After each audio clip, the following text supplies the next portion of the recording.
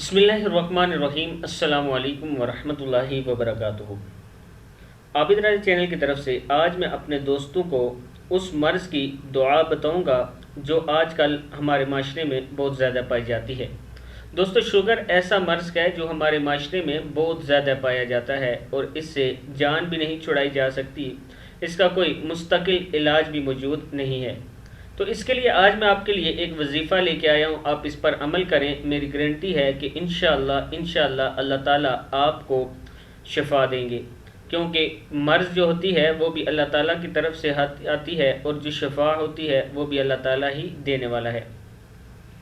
तो दोस्तों, वजीफ़ा सुनने से पहले मैं अपने तमाम दोस्तों से गुजारिश करूंगा कि इस चैनल को आप सब्सक्राइब कर लें, बेल आइकन पर क्लिक कर लें ताकि डेली वीडियो आप लोगों तक पहुँच सके। तो स्टार्ट करते हैं। बिस्मिल्लाहिर्रहमानिर्रहीम। ये आयत जो है 15वें पारे सूरा बनी इसराइल की 80 नंबर आयत है। इस आयत को आपने पढ़ना कैसे है कि सुबह और शाम 7 मरतबा पढ़ना है। अव्वल आखिर सूरा दुरूद इब्राहिमी 3 बार पढ़ के।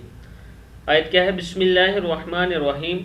वकुर रब्बी अदखिलनी मुदखल सिद्किन व अखरिजनी मुखरज सिद्किन वजअलनी मिन लदुनका सुल्तानन नसीरा।